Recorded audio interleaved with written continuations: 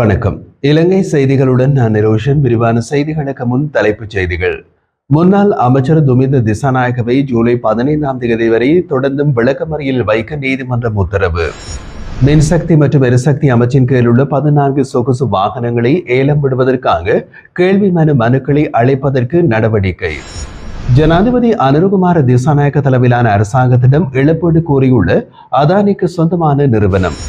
எதிர்பார்த்ததை விட அதிக வாகனங்கள் இறக்குமதி செய்யப்பட்டுள்ள நிலையில் ஏற்படவிருக்கும் பொருளாதார பாதிப்புகள் குறித்து கவனம் செலுத்த வேண்டும் என்று பொருளாதார நிபுணர்கள் எச்சரிக்கை. தொடர்வது விரிவான செய்திகள். முன்னாள் அமைச்சர் துமிந்த திசாநாயகவை ஜூலை மாதம் 15ஆம் தேதி வரை தொடர்ந்தும் விளக்கமறியலில் வைக்க கல்கிச நீதிவான் நீதிமன்றம் இன்று உத்தரவு பிறப்பித்துள்ளது. அவர் இன்றைய தினம் நீதிமன்றத்தில் ஆஜர்படுத்தப்பட்டதை தொடர்ந்து இந்த உத்தரவு பிறப்பிக்கப்பட்டது. கொழும்பு ஹேவ்லாக் சிட்டி குடியிருப்பு மண்டபத்தில் வசிக்கும் பெண்ணொருவரின் பயணப்பையில் இருந்து தங்கமுலாம் பூசப்பட்ட T56 துப்பாக்கி மே 20ஆம் தேதி மீட்கப்பட்டது. இந்த சம்பவம் தொடர்பாக இரு பெண்கள் மற்றும் ஒருவர் சந்தேக நபர்களாக போலீசாரால் கைது செய்தனர். பின்னர் மேற்கொண்ட விசாரணைகளின் அடிப்படையில் மே 23ஆம் தேதி முன்னாள் அமைச்சர் துமிந்த திசாநாயக்க பயங்கரவாத விசாரணை பிரிவினரால் கைது செய்யப்பட்டார். சம்பவம் தொடர்பான மேலதிக விசாரணைகள் தொடர்கின்றன. மின்சக்தி மற்றும் எரிசக்தி அமைச்சின் கீழ் உள்ள 6 டொயோட்டா லேண்ட் குரூசர் வாகனங்கள் உள்ளிட்ட 14 சொகுசு வாகனங்களை ஏலம் விடுவதற்காக கேள்வி விலை மனுக்களை அளிப்பதற்கான நடவடிக்கைகள் மேற்கொள்ளப்பட்டுள்ளன. அரசு நிதி செலவுகளை குறைக்கும் அரசாங்கத்தின் கொள்கைக்கு அமைய அமைச்சர் குமார ஜெயக்குடியின் அறிவுறுத்தலின் பேரிலே இந்த வாகனங்கள் ஏலத்திற்கு தயார் செய்யப்படுவதாக அமைச்சகம் தெரிவித்துள்ளது. ஏலத்திற்கு ஒவ்வொரு வாகனத்திற்கும் தனித்தனி விண்ணப்பங்கள் சமர்ப்பிக்க வேண்டும். இந்த விண்ணப்பங்கள் மின்சார மற்றும் எரிசக்தி அமைச்சில் பெற முடியும்.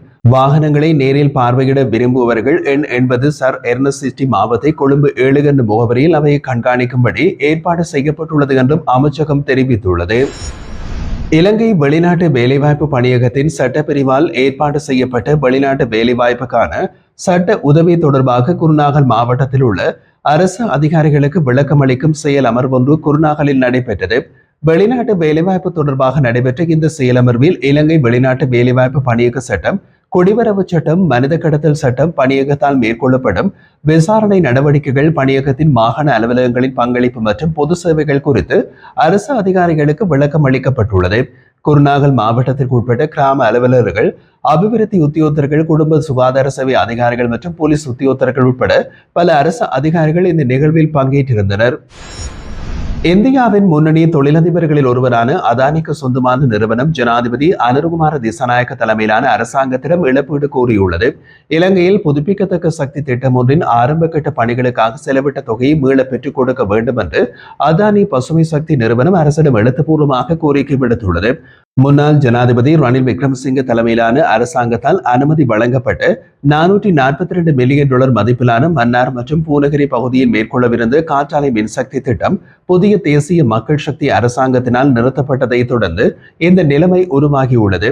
இந்த திட்டம் 2025ஆம் ஆண்டுக்குள் 350 மெகாவாட் மின்சக்தியை தேசிய வலையமைப்பில் இணைக்க இருந்தது.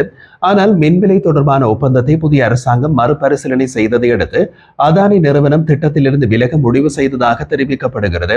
இதற்கமைய அதானி நிறுவனம் கடந்த மே மாதம் அரசுக்கு அனுப்பிய கடிதத்தில் திட்ட ஆரம்பத்திற்கான ஆய்வுகள் மற்றும் முன்னேற்பாடுகளுக்காக இலங்கையில் மேற்கொண்ட நடவடிக்கையில் ஏற்பட்ட செலவுகளை இழப்பீடாக வழங்குமாறு கூறியுள்ளது. இந்த செலவுகளுக்கு முன்பு பேண்தகு சக்திவள அதிகார சபைக்கு வழங்கப்பட்டு $3 மில்லியன் உள்ளிட்ட பணம் அடங்கும் என்று கூறப்படுகிறது. மின்சக்தி மற்றும் எரிசக்தி அமைச்சு இதுவரை இழப்பீடு தொடர்பான எந்த ஒரு முடிவையும் எடுக்கவில்லை.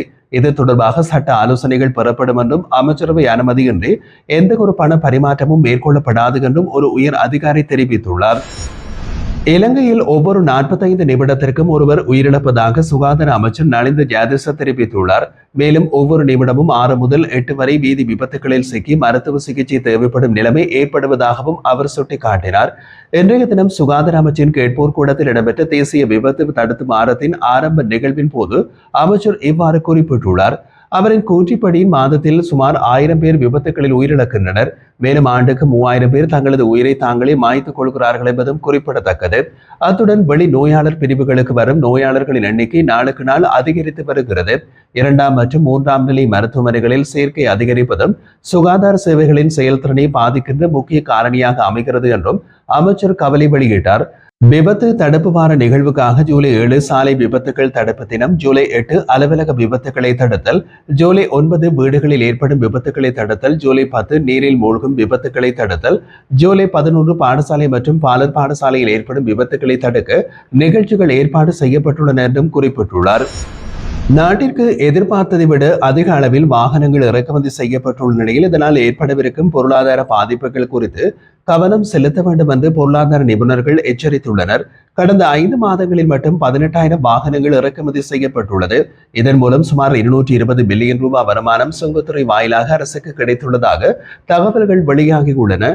தனியார் வாகன இறக்குமதிக்கான தடையை அரசாங்கம் பிப்ரவரி 1ஆம் தேதியில் இருந்து நீக்கியதை அடுத்து இதுவரை 742 மில்லியன் அமெரிக்க டாலர் பெறுமதியான கடன் பத்திரங்கள் திறக்கப்பட்டுள்ளது. மத்திய வங்கி இந்த ஆண்டுக்கான வாகன இறக்குமதிக்கென்று 1000 மில்லியன் டாலர் ஒதுக்கி வைத்துள்ளதாக தெரிவிக்கின்றது. நாட்டின் பொருளாதார வீழ்ச்சி காரணமாக 2021ஆம் ஆண்டு தனியார் வாகன இறக்குமதிக்கு தடை விதிக்கப்பட்டது. அதன் பிறகு 22 மாதங்கள் எவ்வித வாகனங்களும் இறக்குமதி செய்யப்படவில்லை. தடை நீக்கப்பட்ட பின்னர் வரும் 5 மாதங்களுக்குள் மத்திய வங்கி 800 மில்லியன் டாலரை வைப்பாக பெற்றுள்ளதாகவும் இது பொதுமக்கள் தேவைக்காக பயன்படுத்த வேண்டிய மொத்த வெளி விநியோகத்தில் பாதிப்பை ஏற்படுத்தும் அபாயம் இருப்பதாகவும் நிபுணர்கள் எச்சரிக்கின்றனர். வாகனத்தின் எண்ணிக்கை எவ்வளவாக இருந்தாலும் அரசாங்கம் 1 பில்லியன் டாலரை இறக்குமதிக்கென்று ஒதுக்கியுள்ளது. ஆனால் இது நீண்ட காலத்தில் நாட்டின் நிதி நிலைப்பாட்டை பாதிக்கக்கூடும் என்று பொருளாதார நிபுணர் தனநாத் பெர்னாண்டோ சிங்கள ஊடகம் ஒன்றிடம் தெரிவித்துள்ளார்.